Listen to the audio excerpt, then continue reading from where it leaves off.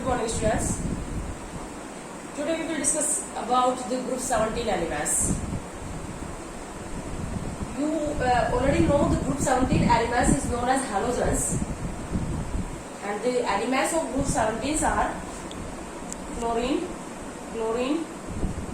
bromine, iodine, and astatine.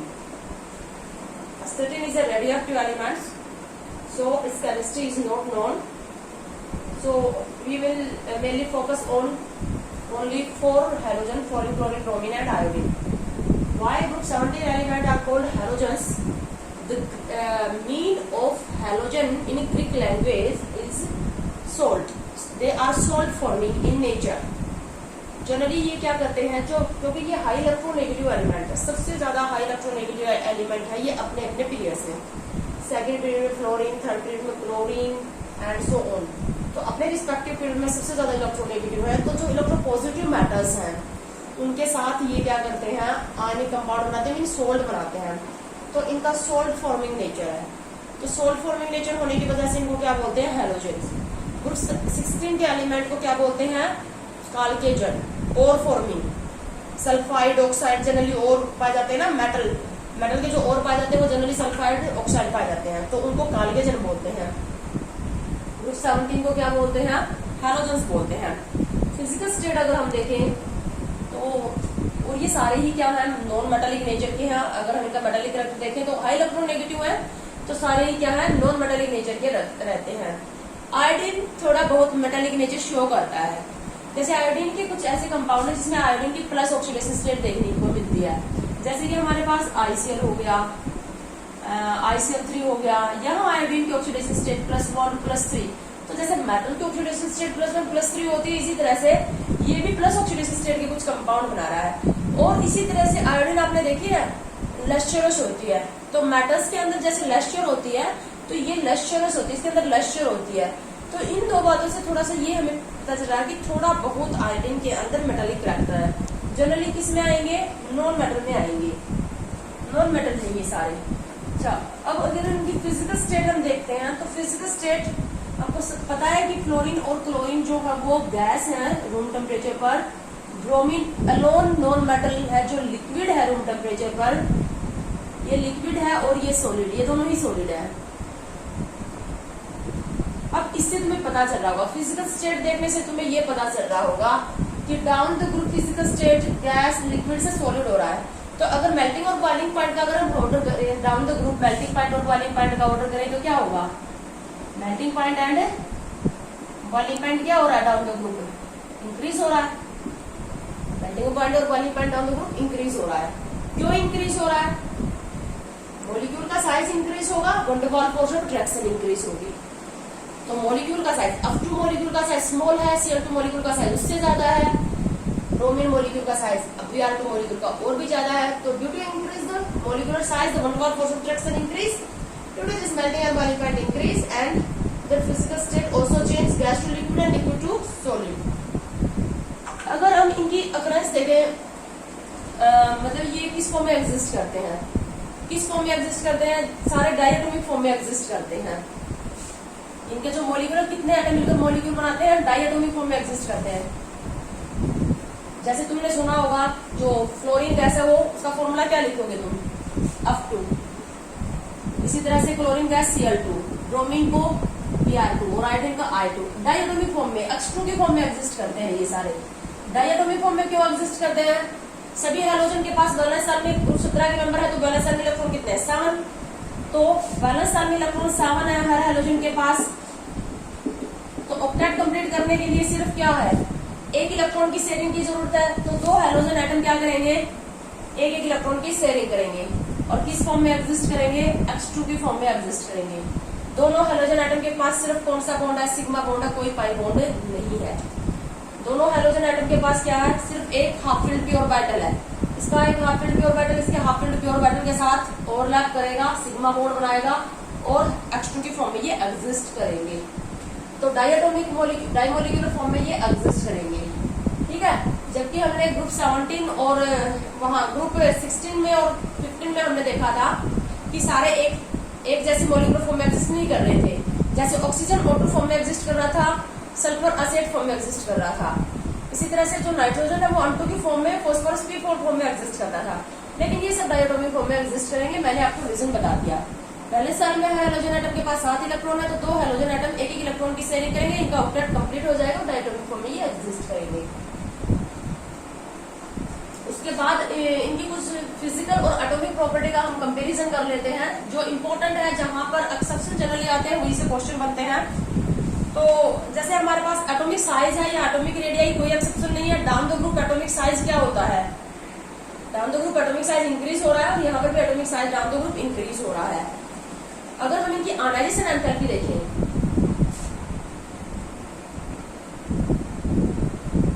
Ionization enthalpy, इनकी जो ionization enthalpy है वो सबसे ज्यादा हाई आयनाइजेशन एंथैल्पी किसकी होती है? नोबल गैसेस की होती है। क्यों? क्योंकि वैलेंस सेल में या हीलियम के पास वैलेंस सेल में 2 इलेक्ट्रॉन है, रिमेनिंग नोबल गैसेस के पास वैलेंस सेल में इलेक्ट्रॉन कितने हैं? 8। तो इलेक्ट्रॉन लॉस करने की टेंडेंसी नहीं है। आयनाइजेशन एंथैल्पी या आयनाइजेशन एनर्जी हमें क्या बताती है? Tendency to loss of electron.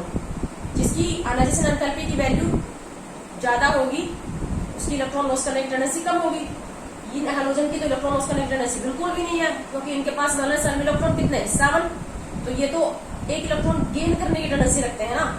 High electron negative है, स्मॉल साइज के हैं, ये अपने अपने रिस्पेक्टिव में सबसे स्मॉल साइज के हैं, हाई न्यूक्लियर चार्ज रखते हैं, तो इनकी इलेक्ट्रॉन लॉस करने की टेंडेंसी नहीं है।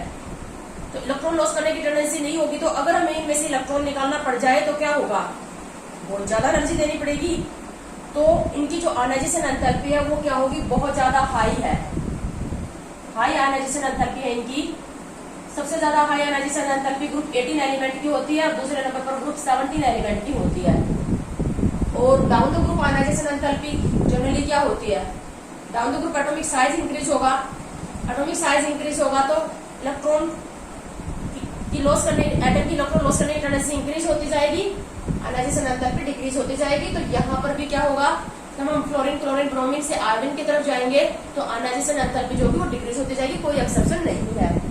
इनकी जो आयनाइजेशन एंथैल्पी है वो नोबल गैसेस, सबसे ज्यादा नोबल गैसेस के दूसरे नंबर पर आती है। हाई आयनाइजेशन एंथैल्पी होने का कारण क्या है? They have less tendency to loss of electron. उसके बाद जो बहुत इंपॉर्टेंट क्वेश्चन जो बनता है वो बनता है इनकी इलेक्ट्रॉन गेन एंथैल्पी के ऊपर। Electron gain enthalpy,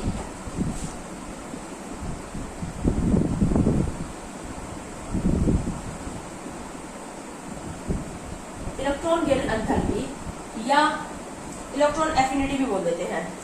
electron gain enthalpy सबको पता है इलेक्ट्रॉन गेन एंथैल्पी क्या होती है। हम इसको रिप्रेजेंट करते हैं डेल H से। क्या होती है इलेक्ट्रॉन गेन एंथैल्पी?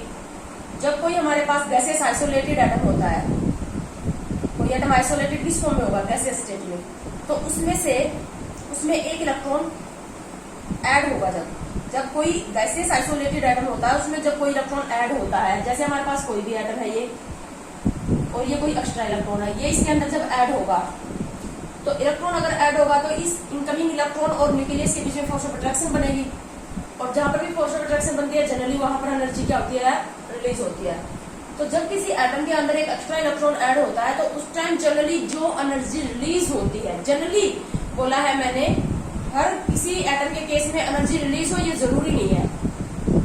कुछ एटम्स ऐसे भी हैं जैसे नोबल गैसेस थोड़ा ना लेना चाहेंगे एक्स्ट्रा इलेक्ट्रॉन, तो नोबल गैसेस की इलेक्ट्रॉन गेन करने की टेंडेंसी बिल्कुल भी नहीं है।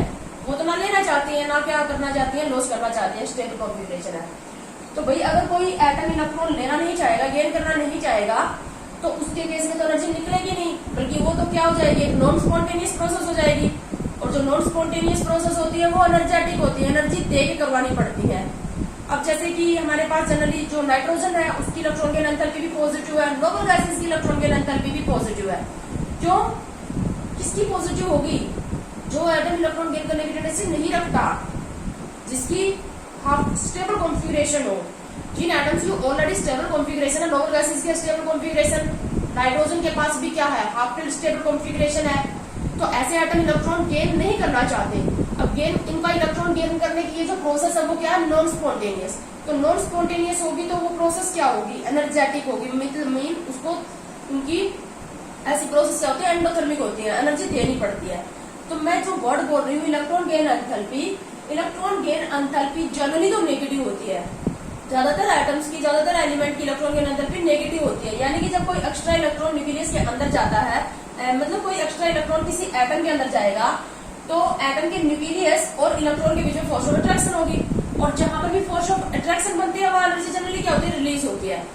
ठीक है, एनर्जी रिलीज होगी। तो ज्यादातर केसेस में इलेक्ट्रॉन गेन एंथैल्पी की वैल्यू क्या होती है, नेगेटिव होती है, लेकिन पॉजिटिव भी होती है। जिन एटम्स की इलेक्ट्रॉन गेन करने की टेंडेंसी बिल्कुल भी नहीं है, जैसे नोबल गैसेस की, जैसे नाइट्रोजन की, उनकी इलेक्ट्रॉन गेन एंथैल्पी की वैल्यू पॉजिटिव भी है। हम हैलोजन की इलेक्ट्रॉन गेन एंथैल्पी की बात कर रहे हैं।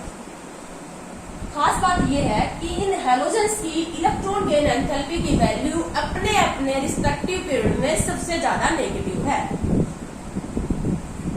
सेकंड ग्रुप में फ्लोरीन की, सेकंड पीरियड में, अपने अपने रिस्पेक्टिव पीरियड में, सेकंड पीरियड में फ्लोरीन की, थर्ड पीरियड में क्लोरीन की, फोर्थ पीरियड में ब्रोमीन की, फिफ्थ पीरियड में आयोडीन की। तो halogens have most negative electron gain enthalpy in their respective period. कारण क्या है, halogens have most negative value of electron gain enthalpy in their respective period.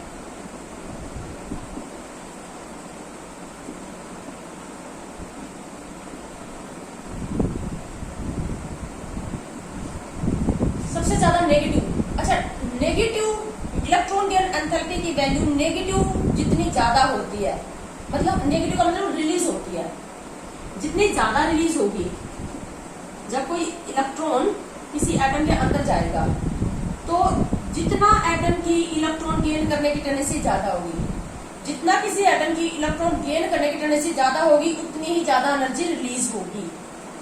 मतलब इलेक्ट्रॉन गेन एंथैल्पी की value जितनी ज्यादा नेगेटिव होगी, उतनी ही किसी भी एटम की इलेक्ट्रॉन गेन करने की टेंडेंसी ज्यादा होगी। ये हर एनर्जी की जो वैल्यू होती है, ये हमें एटम की कुछ ना कुछ टेंडेंसी बताती है। तो इलेक्ट्रॉन गेन एंथैल्पी की वैल्यू जो नेगेटिव होगी, और जितनी ज्यादा नेगेटिव होगी, उतनी ही उस एटम की इलेक्ट्रॉन गेन करने की टेंडेंसी ज्यादा होगी। ठीक है, और ये हैलोजन क्यों है, इन हैलोजन की most negative electron gain enthalpy की वैल्यू अपने अपने रिस्पेक्टिव पीरियड में, क्योंकि इनके पास पहले सेल में इलेक्ट्रॉन 7 है, सबको पता है।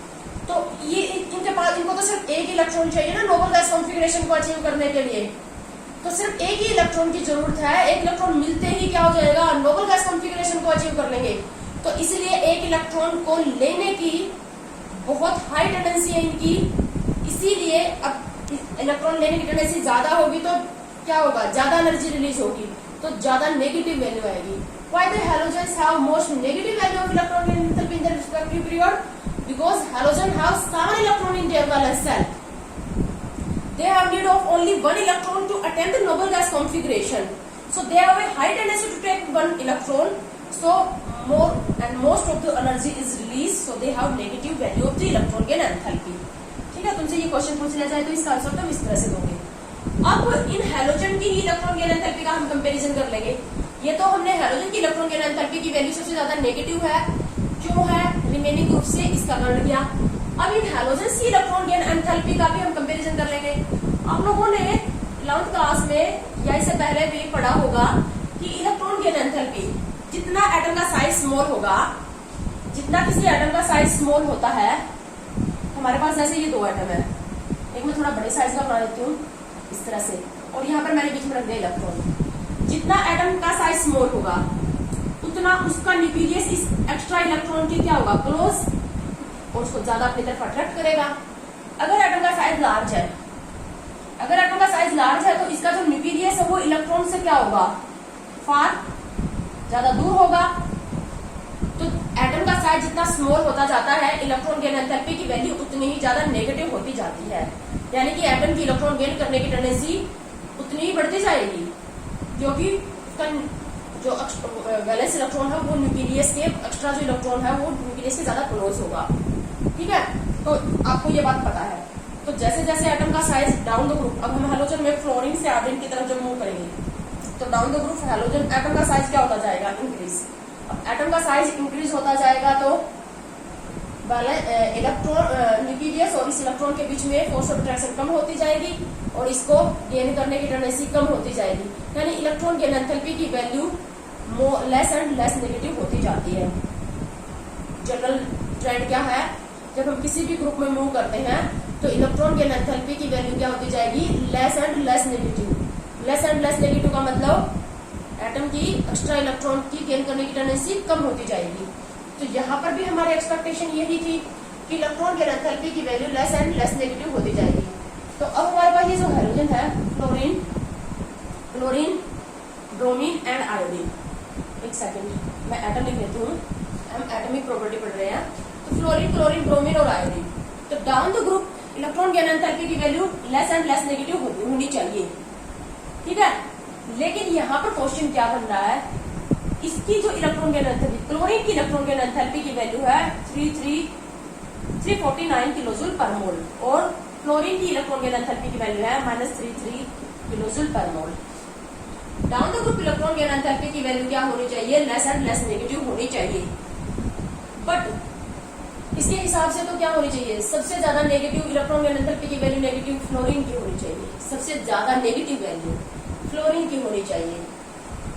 लेकिन सबसे ज्यादा नेगेटिव वैल्यू जो होती है वो किसकी होती है, क्लोरीन की। बहुत इंपॉर्टेंट क्वेश्चन है ये, 11th क्लास में भी क्या होगा आप लोगों ने, the value of electron gain enthalpy of chlorine is more negative, -349 kilojoule per मोल, इसकी -333 किलोजूल पर मोल है। यहाँ पर क्वेश्चन बन रहा है। सेम यही क्वेश्चन ग्रुप 16 में भी मैंने आपको बताया था, ऑक्सीजन और सल्फर, इसकी -144 होती है और इसकी -200 होती है। तो यहाँ पर डाउन द ग्रुप क्या होना चाहिए था, इलेक्ट्रॉन गेन एंथैल्पी की value less and less negative होनी चाहिए थी, यानी कि ग्रुप 17 में फ्लोरीन की ज्यादा नेगेटिव होनी चाहिए थी और ग्रुप 16 में ऑक्सीजन की ज्यादा नेगेटिव होनी चाहिए थी। लेकिन दोनों ही केसेस में क्या हो गया, जो सेकंड एलिमेंट है उसकी मोर नेगेटिव होगी, इसकी -200 है, इसकी -144 है, यहाँ पर भी देख रहे हो तुम। तो तुमसे क्वेश्चन पूछा जाएगा, जनरली जो क्वेश्चन बनता है वो फ्लोरीन और क्लोरीन का बन जाता है। वैसे सेम क्वेश्चन ऑक्सीजन और सल्फर में भी बनाया जा सकता है, लेकिन ज्यादातर क्वेश्चन जो बनता है वो किसमें बनता है, फ्लोरीन और क्लोरीन में बनता है।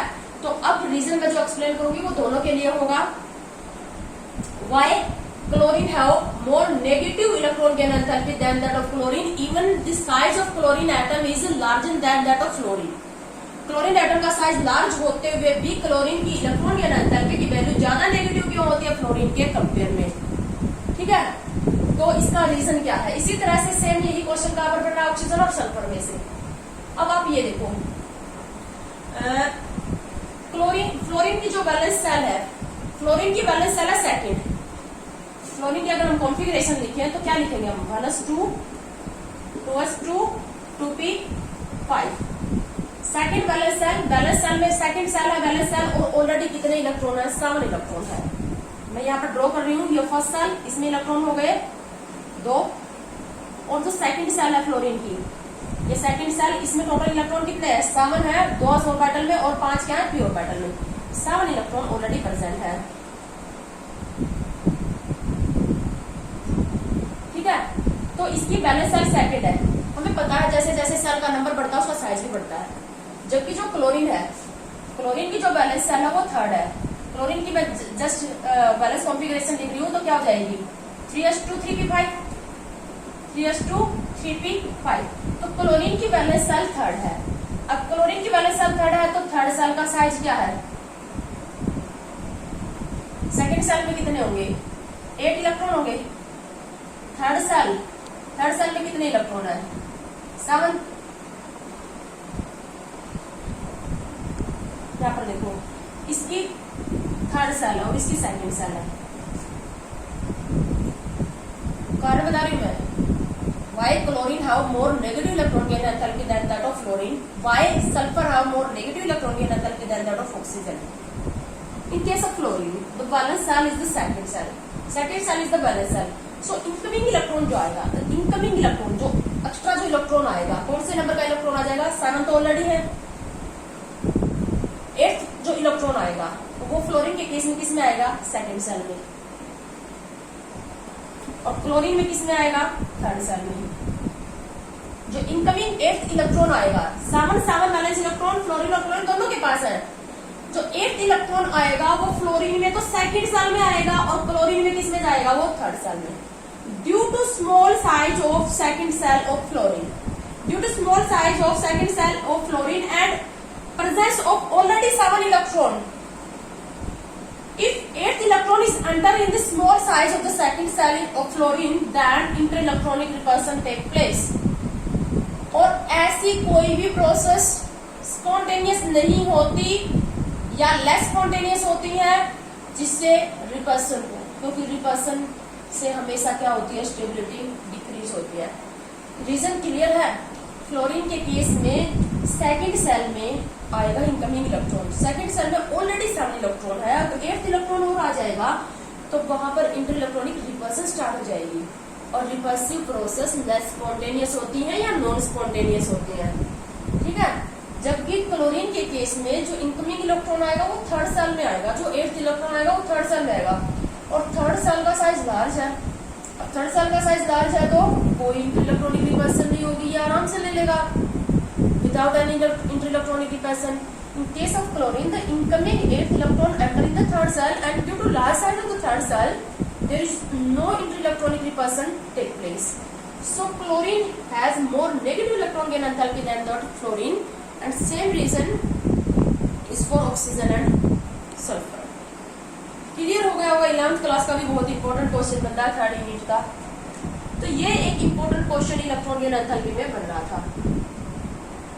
उसके बाद इलेक्ट्रोनेगेटिविटी अगर हम देखें, इलेक्ट्रोनेगेटिविटी सबको पता है कि ये सबसे ज्यादा इलेक्ट्रोनेगेटिव एलिमेंट है, अपने अपने पीरियड में सबसे ज्यादा इलेक्ट्रोनेगेटिव एलिमेंट है, क्योंकि लेफ्ट टू राइट इलेक्ट्रोनेगेटिविटी क्या होती है, इंक्रीज।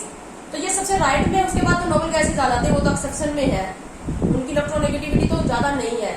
टेंडेंसी टू, अब इलेक्ट्रोनेगेटिविटी और इलेक्ट्रॉन गेन एंथैल्पी में जैसे 11th क्लास में एक इंपॉर्टेंट डिफरेंस बनता है, right, difference between electronegativity and electron gain enthalpy.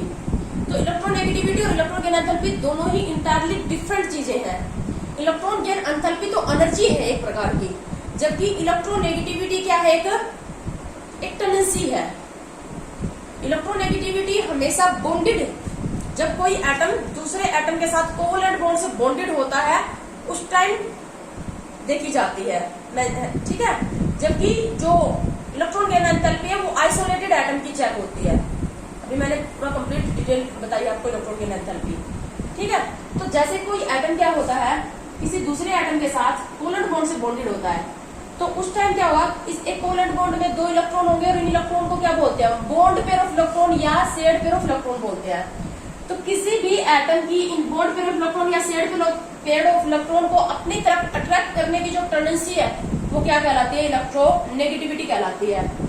मतलब जितना कोई एटम स्मॉल साइज का होगा और उसके न्यूक्लियस में पॉजिटिव चार्ज ज्यादा होगा, वही तो इन शेयर्ड पेयर ऑफ इलेक्ट्रॉन को ज्यादा खींचेगा अपनी तरफ। Left to right atomic size decrease हो गया और न्यूक्लियर चार्ज इंक्रीज हो गया एटॉमिक नंबर बढ़ने की वजह से। Due to small size and high nuclear charge, the electronegativity of halogen is high in their respective period. अपने अपने पीरियड में, सेकंड पीरियड में फ्लोरीन की, थर्ड पीरियड में क्लोरीन की इलेक्ट्रोनेगेटिविटी सबसे ज्यादा है। आपको पता है कि फ्लोरीन जो है हाईएस्ट इलेक्ट्रोनेगेटिव एलिमेंट है, इसकी इलेक्ट्रोनेगेटिविटी 4 डिसाइड करके ही दूसरे एलिमेंट की इलेक्ट्रोनेगेटिविटी का हम कंपैरिजन करते हैं। फ्लोरीन के कितना लेफ्ट में है, कितना डाउन में है, इस तरह से कंपैरिजन करते हैं। सबसे मोस्ट इलेक्ट्रोनेगेटिव एलिमेंट को ना फ्लोरीन, जिसकी इलेक्ट्रोनेगेटिविटी 4 डिसाइड की है। अब डाउन द ग्रुप इलेक्ट्रोनेगेटिविटी क्या होती है, डिक्रीज होती है। डाउन द ग्रुप इलेक्ट्रोनेगेटिविटी जैसे जैसे एटम का साइज क्या होता जाएगा, एटम का साइज इंक्रीज होता जाएगा, इलेक्ट्रोनेगेटिविटी डिक्रीज होती जाएगी। तो फ्लोरीन की जनरली क्या होती है, 4.0 यानी 4 होती है, इसकी कितनी होती है, 3 होती है, और इसकी 2.5 और इसकी जनरली 2.2, इस तरह से इलेक्ट्रोनेगेटिविटी होती है। तो down the group electronegativity decrease हो रही है। अब देखो इंपॉर्टेंट क्वेश्चन यहाँ पर पड़ गया, इलेक्ट्रोनेगेटिविटी तो फ्लोरीन की ही ज्यादा है क्लोरीन से, but electron gain enthalpy chlorine की ज्यादा नेगेटिव है फ्लोरीन से, ठीक है। दोनों बिल्कुल अलग अलग बातें हैं। इलेक्ट्रॉन गेन एंथैल्पी तो वो एनर्जी है जब कोई आइसोलेटेड एटम इलेक्ट्रॉन लेता है, जबकि इलेक्ट्रोनेगेटिविटी जस्ट क्या है, एक tendency to attract the shared pair of electron to itself. तो फ्लोरीन का साइज स्मॉल है, क्लोरीन का साइज लार्ज है। फ्लोरीन का साइज स्मॉल होगा तो क्या होगा, अब जैसे कि यहाँ पर हमारे पास HF है और यहाँ पर हमारे पास क्या है HCl। तो फ्लोरीन एटम का साइज स्मॉल होने की वजह से क्लोरीन एटम का साइज स्मॉल होने की वजह से इसका जो न्यूक्लियस होगा वो शेड पेयर इलेक्ट्रॉन के ज्यादा क्लोज होगा। क्लोरीन का साइज लार्ज होने की वजह से इसका जो न्यूक्लियस है वो शेड पेयर इलेक्ट्रॉन से थोड़ा दूर होगा। तो जितना एटम का साइज स्मॉल होगा, स्मॉल साइज के एटम का न्यूक्लियस होगा वो शेड पेयर इलेक्ट्रॉन के ज्यादा क्लोज होगा। न्यूक्लियर चार्ज भी ज्यादा होना चाहिए, तो इस वजह से इलेक्ट्रोनेगेटिविटी फ्लोरीन की ज्यादा है। डाउन द ग्रुप क्या होती जाएगी, डिक्रीज होती जाएगी। उसके बाद और इम्पोर्टेंट जो यहाँ पर क्वेश्चन बनेगा वो बनेगा इनकी bond dissociation enthalpy. Bond dissociation enthalpy के ऊपर बहुत ज्यादा प्रोबेबिलिटी है क्वेश्चन बनने की। क्या है ये बॉन्ड डिसोसिएशन एंथैल्पी?